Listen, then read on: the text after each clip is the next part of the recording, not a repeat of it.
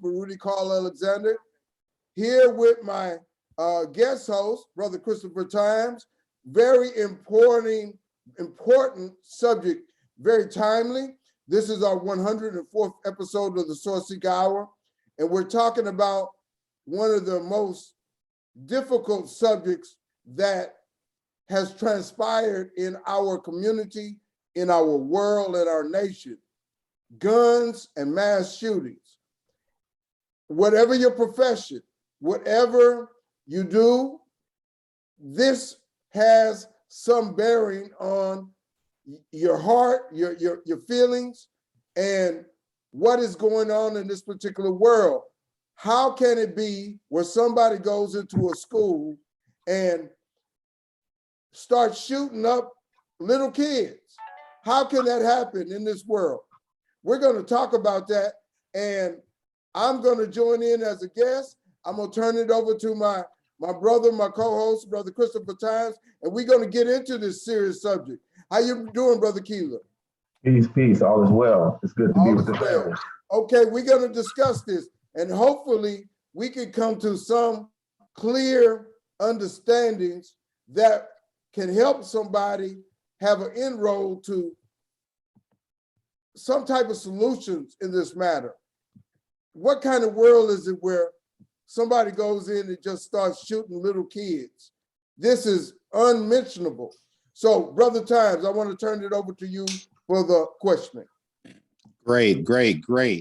Well, I'm Brother Times, pastor of mental health and coach. I've got some experience in education in the classroom as a parapro many years ago.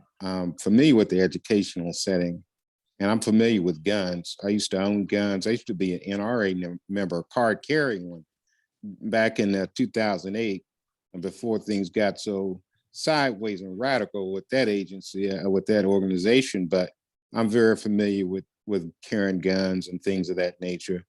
I'd like to start off by introducing everybody. I'm not familiar with all, but Dr. Cleo, could you start and just introduce us, give us your name and what do you do, and what are your thoughts about just guns in general, and then we can go to the next person and then kick off the discussion. Evening, everybody. My name is Cleo Wadley. I'm a 27-year veteran of the public education system. I'm currently a high school principal here in East Texas, a 5A high school.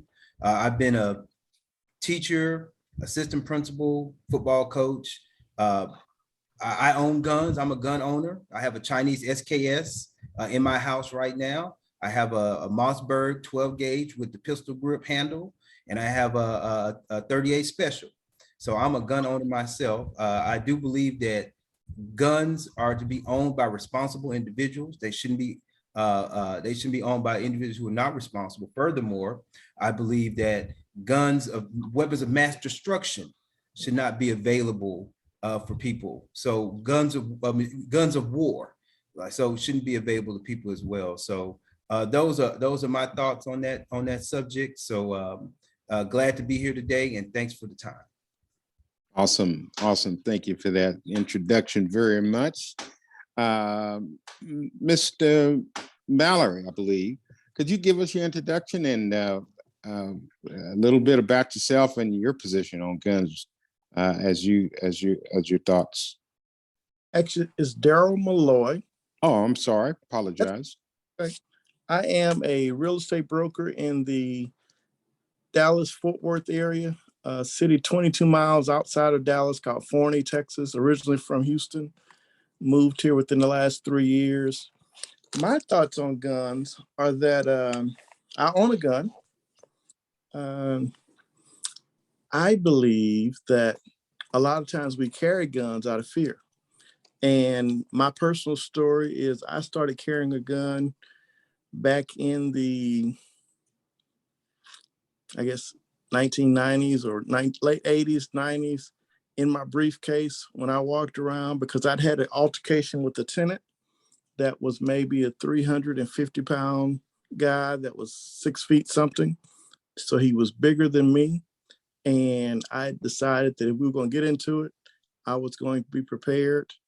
He continued being my tenant and collecting rent from him and kind of no conversation, just doing our business.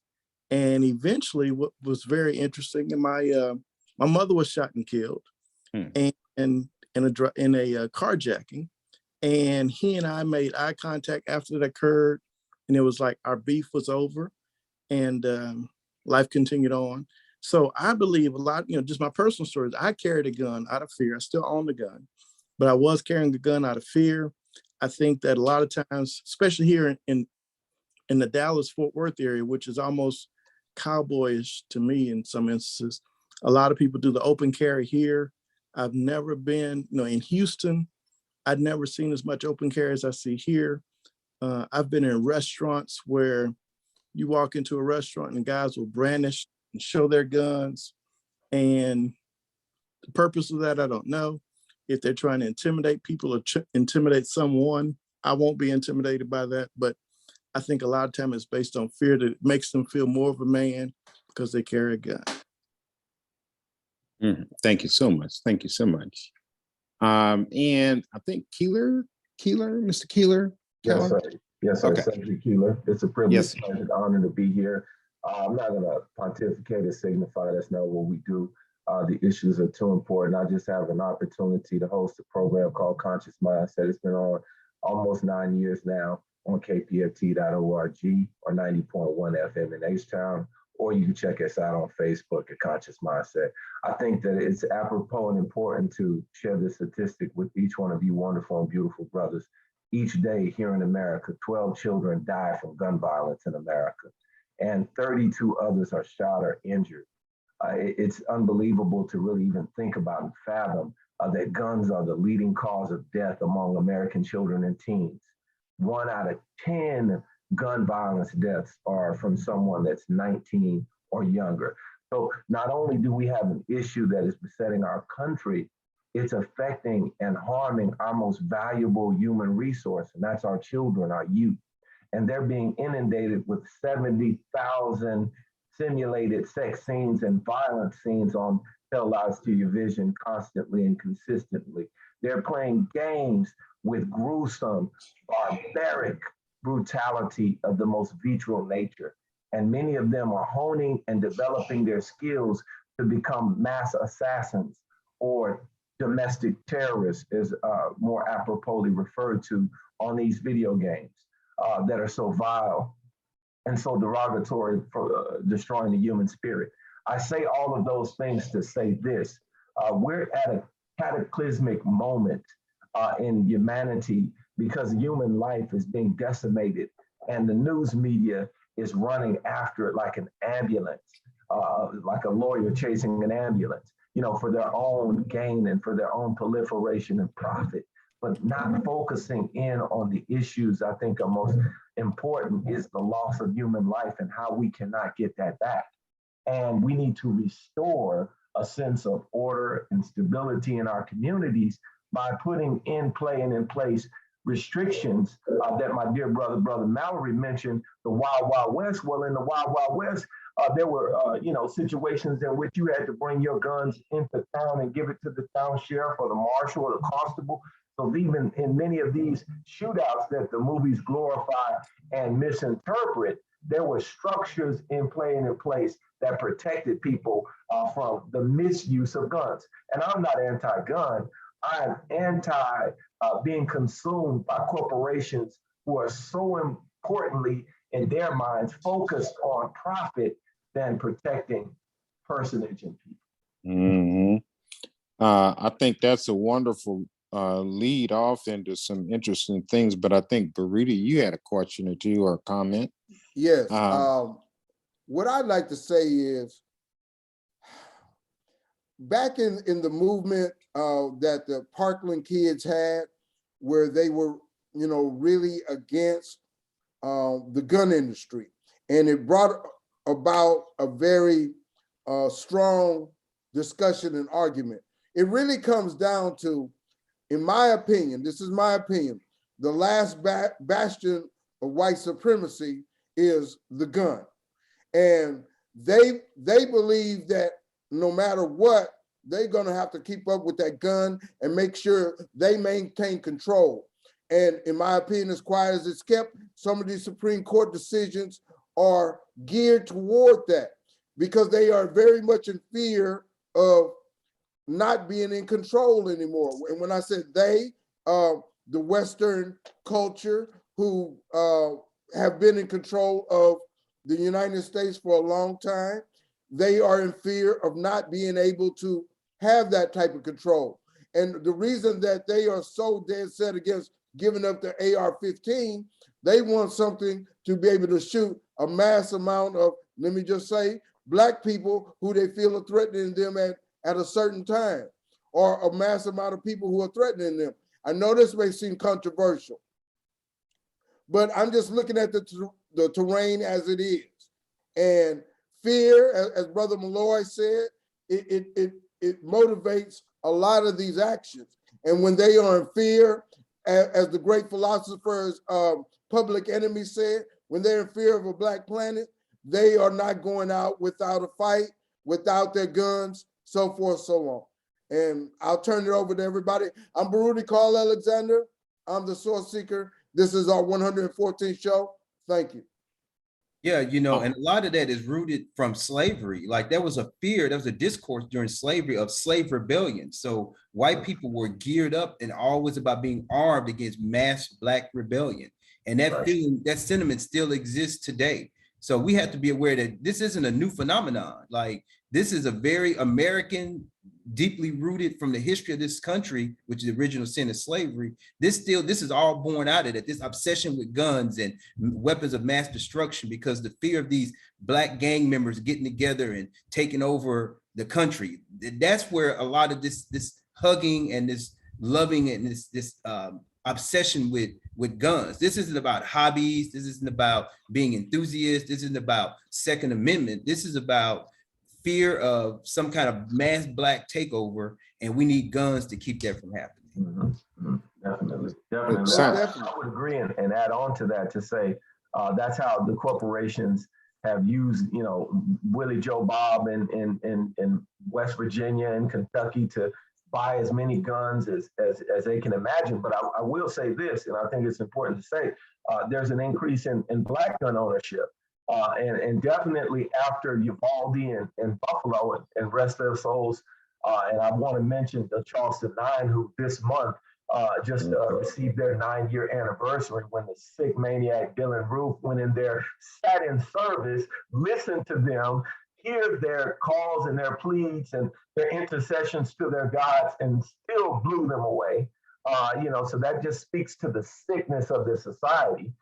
But I think it's important to mention this because there's so many things coming upon us in the next few months, talking about the midterms, talking about many things that are going to be transpiring that I think we really need to be keen and cautious with.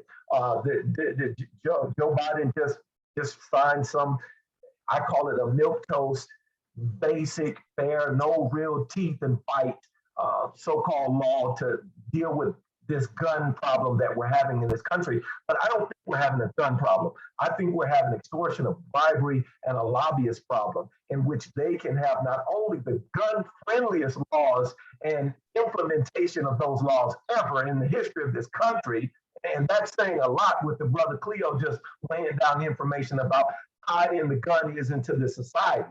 But now we're seeing open carry in Texas. Texas is the leading place for mass shootings. How is that possible? Now we're lessening the restrictions.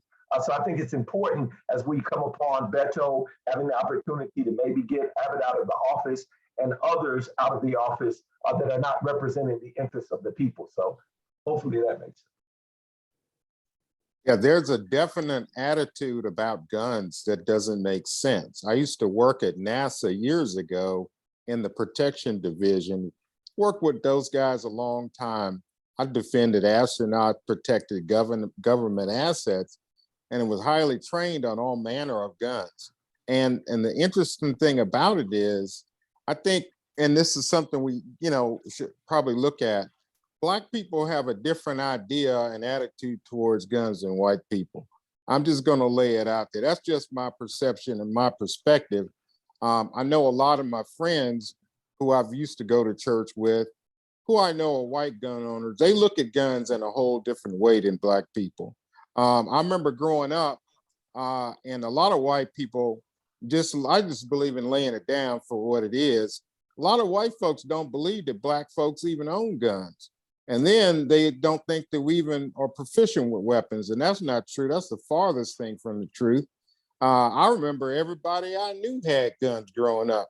We was kids. My uncle had guns, daddy had guns. Everybody we knew. None of us ever got shot, never heard nothing about mass shootings. But yet here it is, in this day and age, that's all you hear about. And I think it has a lot to do with the attitudes, shoot them up, bang them up, all that kind of stuff. And I think, the idea of, somebody's going to come and take our guns is just a whole new iteration of, that slave rebellion type of notion. Black people going to rise up. We're going to pick up, quote unquote, whatever we can find, and we're going to take over the country. That's a delusion. I don't know what y'all's thoughts are about it. I see heads bobbing, but I'm going to let y'all take it from here, because I think that's something that's not said in America, but we all kind of, I think we all kind of know that attitude exists amongst a lot of white people. Who wants to go with it? I'll totally agree with that. And I'll tell you something I've observed. One Saturday, and I was still living in Houston at the time, and I was at the Academy on 59 South there, the one close to Richmond Avenue there. And I sat there and I was amazed to watch the families walk out of Academy, and every person in the family was carrying a rifle box. And it was like family after family after family. I'm like, wow, are y'all preparing for a war? I'm like, where's the memo? I didn't get the memo. And I saw us walking out of that same store with our Nike boxes, but they were walking out of the store with their gun boxes. And I was like, wow, they're preparing for a war that we haven't been invited to, and we might be the victims. Yes. I think I've seen videos where they watch us practice at the gun range. And as you made mention of our proficiency, they're amazed to see that we can shoot, that we can hit the target, that we know what we're doing. And once again, I think for them, it's a game that they're playing. It's fear that they're using to master it with. And then the fear that we're going to come back and take over from what they've done to us, and we're going to do it to them. And an amazing fear that they pass along from generation to generation to generation. I just want to say this. One thing that we have always had as Black people is our spiritual nature. That's why we don't look at guns the same way. Now, we understand at the same time that, hey, if it comes down to it, we may have to defend ourselves, but our nature is spiritual. And, you can have a gun, you can own a gun and still end up in a situation where you can get killed, because at that time you don't have your gun with you, or you're not able to reach your gun at the particular time you need it.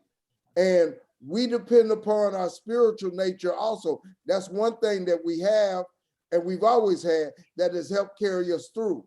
I'm not saying we don't need to protect ourselves, but we have something deep in our core that maybe they don't have as much. And it has always carried us through. It has carried us through slavery. It has carried us through Jim Crow. And I believe it will carry us through in these dark times that are here and are coming. One thing I want to say is the insurrection and that mentality that came about on January 6th, a lot of that is the mentality of that fear. And if Trump gets, if he gets indicted or something happens to him, they are already talking about having a civil war and so forth. I hope that doesn't come to pass, but we should keep looking at things and keep looking at the political situation and be prepared. And I hope it doesn't come to pass, but the possibilities are there. Crazy things are happening in this world all the way around. I just wanted to say that. I think that we have to deal with the realities as these brothers have laid out so beautifully, and it's a privilege, pleasure to listen to it. Is that we are prisoners of war. I'm sorry to say that, you know what I mean? And at one time, literally human capital, right? You know, and the most valuable resource in this society. When you sit back and look at Mississippi having one of the most boisterous and robust economies during the so-called Civil War. I think the Civil War never ended. I've heard even scholars and historians say that the North might have won the fighting, but the South won the peace. With the Daughters of Confederacy teaching and taking instructional and educational institutions in all of the cities we live in down here, they have a Confederate soldier, general, or someone even named after, think about it, Fort Bragg. Fort Bragg is named after a Confederate infidel, a traitor. And in the South, they're not looked at as infidels, as traitors, as Benedict Arnold. They're looked as compatriots, as fallen heroes. And what we have to understand is when they say their heritage, they're not talking about something from the past. They're talking about something that has ancestral grounds and connections that they have to keep alive. And I think one of the things we have to understand about Donald J. Trump is that it wasn't just about Donald J. Trump. He's going to go down as one of the most influential presidents. And I know it's hard for us to accept that, but just look at what the Supreme Court has done, right? They've loosened and weakened gun laws. Now you can carry a gun federally in public. I mean, that was basically what the New York case was about. They were trying to stop people from, having the ability to do that. But what we're seeing now is that the influence of Trump still lives on. And I just want to make this point clear, because even if Trump doesn't run, a Trump-like figure will. And he might be more polished, right? More subdued, better with dog whistles and euphemisms. But what we realize is, just as Brett Miller said a few days ago, this is a historic victory for white life. That's what it represents. It's a protection of white life, of white hegemony. And I think it's important to say it that way, because as we see what's going down, you might see a DeSantis. You might see a figure like Trump who might be even worse because he knows how to tell lies, just like Pence. So what we're seeing right now with choosing the lesser of two evils, and I always think that's a bad idea, because you're never satisfied with the evil that you get, at least with the evil that you know you can fight. Because what we've seen with Joseph Biden, inflation, I mean, when you look at there have been over 285 mass shootings in America so far. Hasn't even been 200 days yet. And what we're seeing right now is an invasion of the economy. The stocks and bonds are going down. Nobody feels safe. I was just in a meeting with teachers. They don't even feel safe in going back to school. So what we're seeing is a decadence in our society. And that's only going to make people go more to guns and go more to violence and go more to a lot of things that are going to cause a lot of problems for Black people. So I'm just saying all of these things to say, hey, we need to be on alarm. Yeah, that's true. And, I think that's kind of been the way things have been for us for centuries, but now more than ever, it seems like white folks have been really warring or wanting a civil war with us in some form or fashion. And they have been working diligently for decades for this moment. It's like they talk about these dog whistles in the media, but they're clarion calls. This issue about everybody could have a gun. Now, like we're saying in the beginning of this show, I'm all about guns and, been a gun owner and all the stuff, NRA member, but you've got people out there now who just don't mind pulling the trigger and shooting folks, especially Black folks, it seemed like, for no reason at all. I know right before the show, Broody and I were talking about someone we both know in Houston that got killed on I-45 just by driving down the freeway, minding his own business, and it's like, okay, there you go again. That kind of stuff really, I never really heard about it every now and then, but now it's more prolific. Seem like people are pulling out the guns. People can't wait to pull the trigger on somebody. And it seems like we're the ones always getting shot. I wonder about that. If it ain't the police, it's somebody else trying to shoot us. And it doesn't make sense. We don't go around hurting other people. I talked to a guy, white guy I know. He's a, guy that was, part of a country club in Virginia when I was up there. And I asked him, I said, why do y'all hate us so much? And of course, he said what some of y'all have already mentioned. He says, we are afraid of you. He says, this white guy said it. He says, we are afraid of you because we don't know what you're going to do when y'all take over the country, when y'all overrun us with y'all's population. He said, that's why we're terrified. And I'm like, okay, this doesn't, and I told the guy, I said, this doesn't even occur to Black people. We don't think about stuff like that. I said, we just want to live. And he couldn't believe I said that. He says, you mean to tell me after all the things we've done to y'all don't want to kill us? Y'all don't want to take back the country? I said, sir, I said, Black people don't think like you. And that man didn't know how to respond to that. I don't know what y'all's thoughts are about it, but it seems sad that that's all they think about.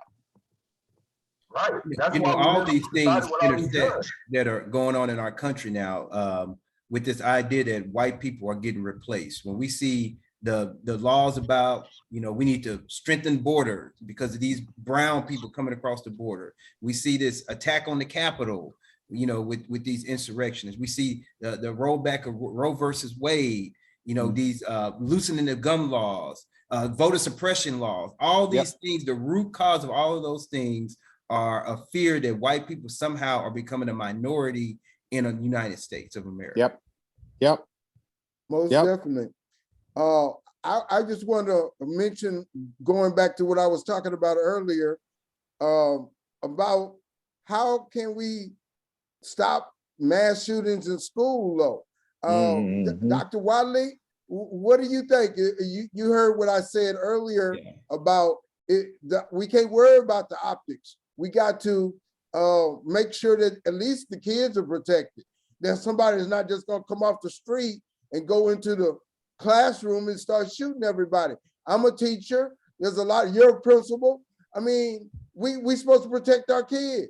What do you think about that, Dr. Wadley? Yeah, sure. So this is a multi-dimensional complex problem. And so I don't think there's one answer to it. You hear people say, well, harden schools, or, put guns in with teachers and yada, yada, yada. And it's really a multifaceted problem with multifaceted solutions. One is that, we don't want to be in a society where schools are not open places because, as a democratic society, we want to have free and open discussion, and schools are representative of that. And having a place that's open and free. I don't want my kid to feel uncomfortable at school and feel like they're in a prison. I don't want my kid to feel institutionalized. And the kids in my school, I want them to feel like it's a free place where they can learn and grow and be the best people they can be. So what are some solutions? Really, the solutions, it's a societal issue. There's an illness in our society where someone feels like I can get a weapon of mass destruction and go to the place where the most vulnerable people are and mow them down. So that's a greater illness in our society. What is going on in our society that creates people like that?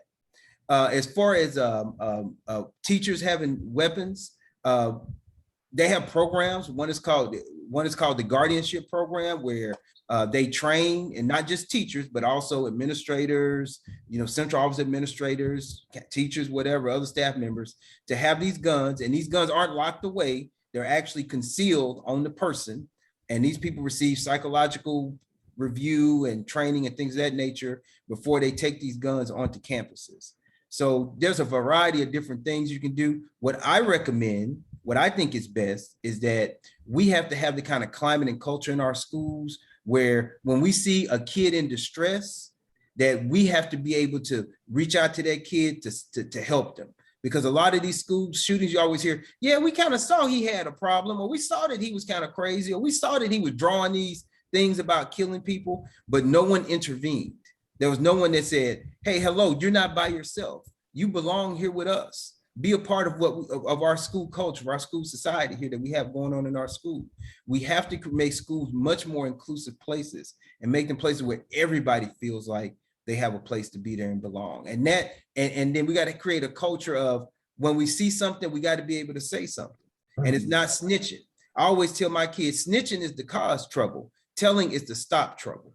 And that's the kind of culture that we, as school leaders, we have to create in our schools. I don't want my school to be hardened. I don't. I want it to be safe, but I think we can have safe schools without making them places that feel like prisons. I just want to say this. I love your optimism, Dr. Wadley, but as a teacher, there's some people that you're not going to be able to reach. There is always going to be situations that can fall through the cracks. And, you know, it just takes that one apple that you haven't been able to figure out to go in and cause an issue. Like the young man in Uvalde, yes, they saw him, but the situations were not in place to be able to engage him. And I see what you're saying. I understand that. But as a teacher of 30 years myself, I understand that you're not going to be able to reach everybody, or you may not be able to see everything. And you still want to make sure that your kids are safe from that particular bad apple. Yeah, and Marie, I hear you, my brother, but I'm gonna tell you, and you know this work in schools, that if someone is hell bent on coming into that school and shooting it up, unless you make it like a prison, they're gonna get in there. Yeah. I mean, they're Oh, gonna yeah. get in there because Oh, it's a public place. Just like if somebody's hell bent on going into Walmart and shooting up Walmart, they're gonna do it. So I get to what's going on in our society where people feel like they can go to these soft places that are the most vulnerable and want to murder people. What is going on in our society that creates that mentality? This mentality of I'm gonna be recognized throughout history. A lot of these people do this to be known throughout history. My name is gonna be known as Uvalde. I'm gonna be associated with Highland Park. I'm gonna be associated with Sandy Hook. A lot of these people are doing this for eternal notoriety. Let me say this real quick, because I do have to have a hard stop at 7.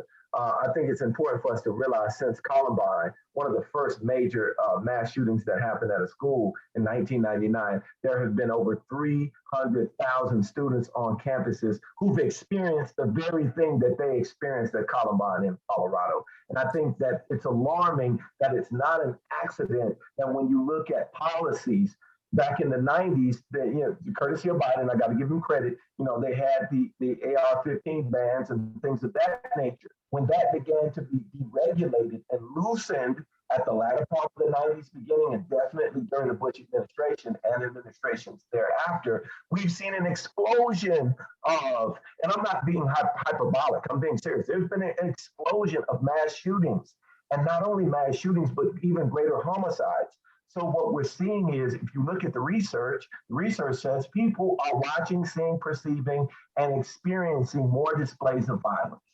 And as we know, monkey see, monkey do. So we have to begin to clean up our society. We got to clean up our timelines. We got to clean up the television and media, and to begin to then put forth the kind of policy, common sense, not gun control, but safety creators, safety manifestors. This is not about stopping someone's right.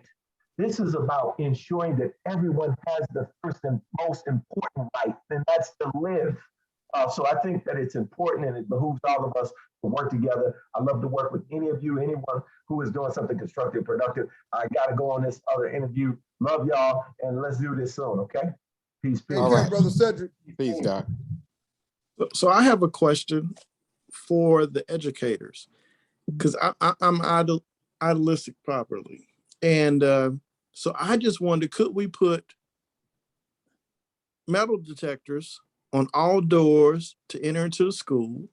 And if someone came in and it was, detected that you had metal or you had a gun, that sirens go off, doors shut down. How realistic is that? That's not really, you wouldn't have a healthy learning environment, because it would constantly be disrupted by something like that. You would make the school literally feel like it's a prison. And I think there's too many elements of our school system already that institutionalize our kids, particularly kids in color, and getting them ready for the school to prison pipeline. So I'm totally not a fan of having metal detectors at every door, especially just routinely. Now, there's been times where we felt like, hey, there was a situation going on, and we felt like we got a warning or a tip, and we may be more sensitive and maybe have metal detectors up, or the wands that we wand people down with.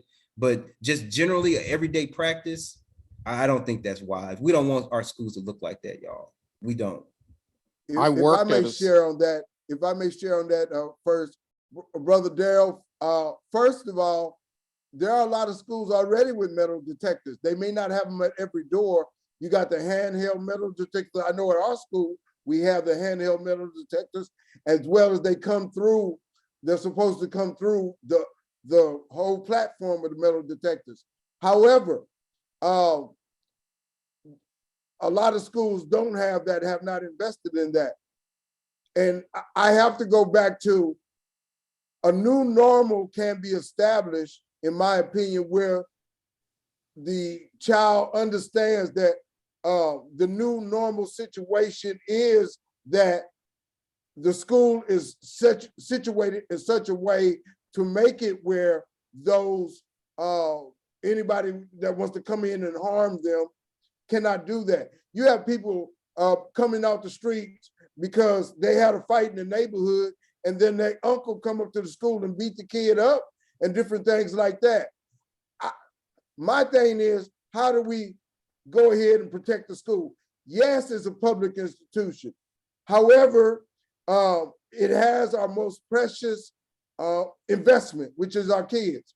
And kids are very adaptable. They can adapt to new situations. They can adjust, and they have to do it all the time. When I went to school, we had beepers and different things, and well, even before that. But I'm just saying, we adapt as kids.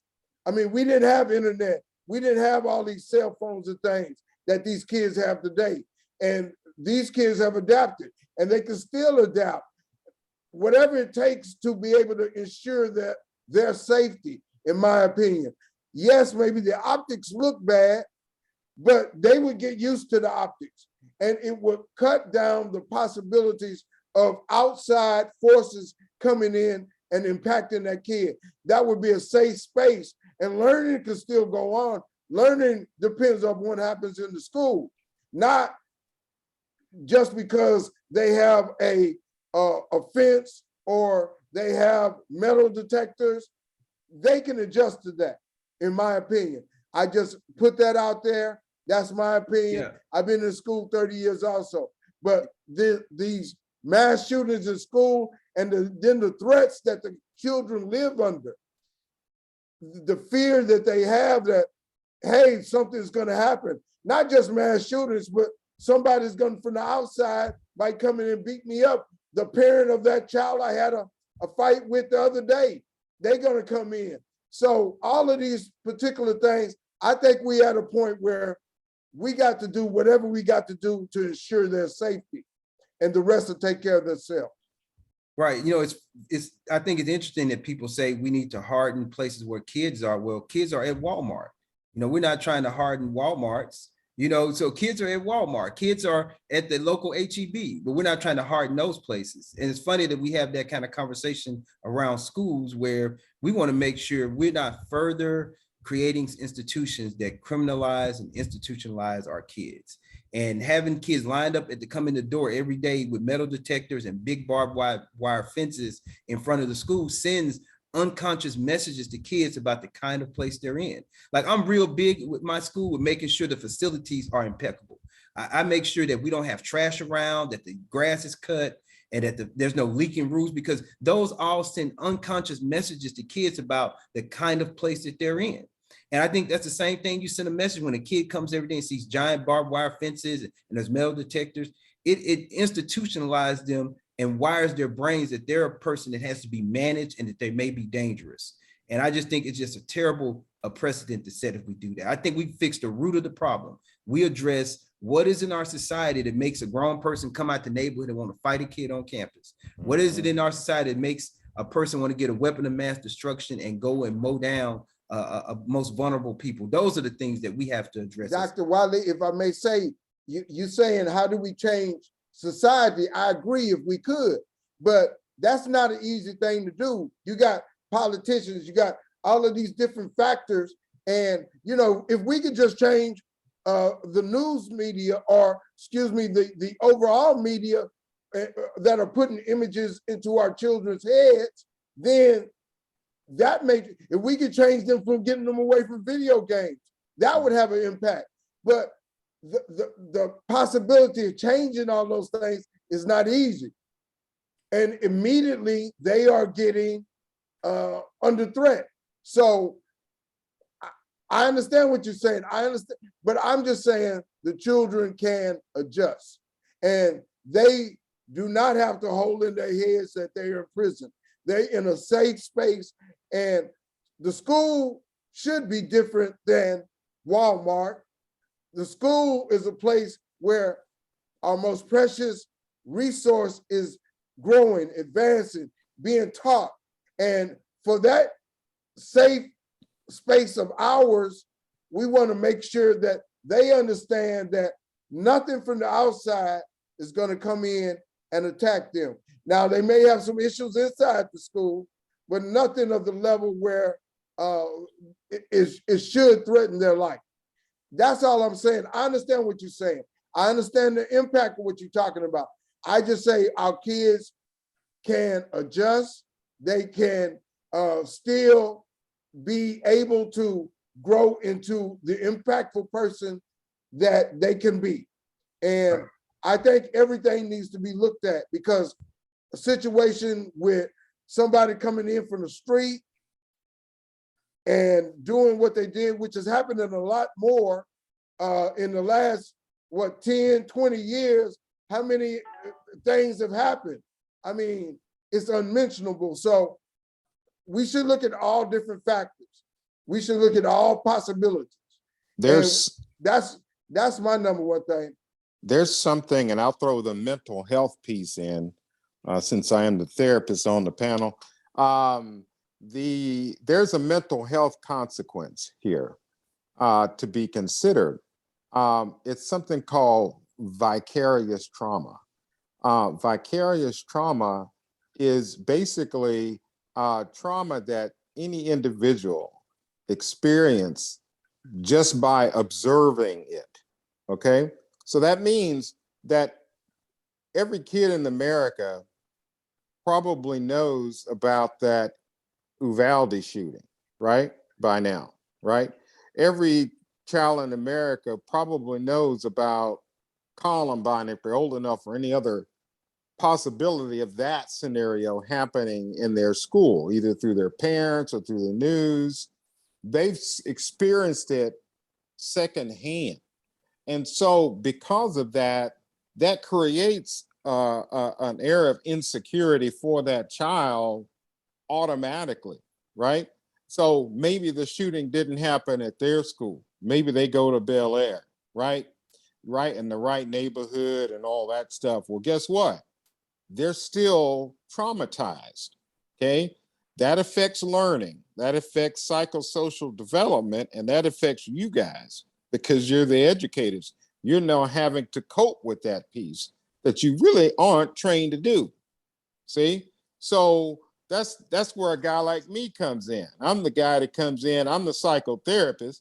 You know, what's wrong, little Sally Sue? Whoa, well, I saw on TV that a whole classroom full of kids got murdered. Now, what are they supposed to do with that? You see what I'm saying? So all of these things, you know, you don't have to be in the shooting in order to be affected by the shooting. That's what, you know, a lot of media don't ever talk about. But people like me know, people like you all have probably seen it with your kids in your classroom. Johnny can't thrive, right? They're not able, their grades fail. They may be experiencing some loneliness or depressive symptoms. Well, that may be because they feel like they could be next, you see? And so that's another layer to this whole thing about shootings and the possibility of getting shot. And it's all extreme because how can you as an educator guarantee that a gunman won't come into your school and mow down a classroom or two full of kids? I And can't that's what, guarantee that. there you go. There you go. And so I think society is trying to ask you, to do these things, harden your schools. I didn't help in Uvalde at Bob, elementary school. They had all types of systems and it still failed and kids got killed. It's unreal because the gun issue is still at hand. AR-15 can shoot through cinder blocks. 12 gauge can shoot through cinder blocks. A good gun can disable and maim. People really need to take those guns off the street, from people who have issues. But society is not quote unquote willing to do that. So, it's a lot of issues. I think that there are lots going on with the mental health when it comes to what's going to happen to these little kids. What's going to happen to all of those kids at Uvalde School that have to now live with the fact that all of this stuff happened at their school. What's going to happen with them? It's a lot to it. But the guns, that's a big deal. And until I think society is willing to deal with the fact that, hey, we need to deal with these guns, take them away from folks that don't need to have them. We need to put in some more real measures with teeth. This is going to keep happening. And you can make your school into Fort Knox, and you're right. If somebody want to come in there, somebody could stand out. That gunman at Uvalde, he stood outside of the what did they say? Out of the school for 10 minutes, and shot through the walls and the windows of that school. That's before he breached the school. And it's like, no security could have stopped that. It's insane. I don't know your thoughts. Well, I mean, very much so. Yes, the ill is in society. I agree with that, Dr. Wadley, but that's not easily going to be fixed in our system of government. It's not easily going to be fixed. So in the meantime, while we're working on society and changing society, how are we going to keep these kids safe? And that's my issue and everything. So across the board, guns are the last bastion of Western society. That's the biggest thing that they're going to hold on to because of the fear that they have. And that's not going to change anytime soon.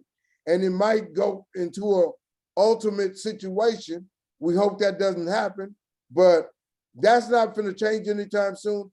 And how do we keep our kids safe while we're trying to navigate that situation that's going on? I just want to share that this is our 114th episode of the Sourceseeker Hour. I am Baruti Carl Alexander. That's Pastor Chris Times. We thank everybody for joining us. We thank Brother Sedrick for that input that he gave. That was great input. Brother Darryl, do you have a final statement and how people can reach you? And I got a couple of things I'm going to ask you later, Brother Darryl.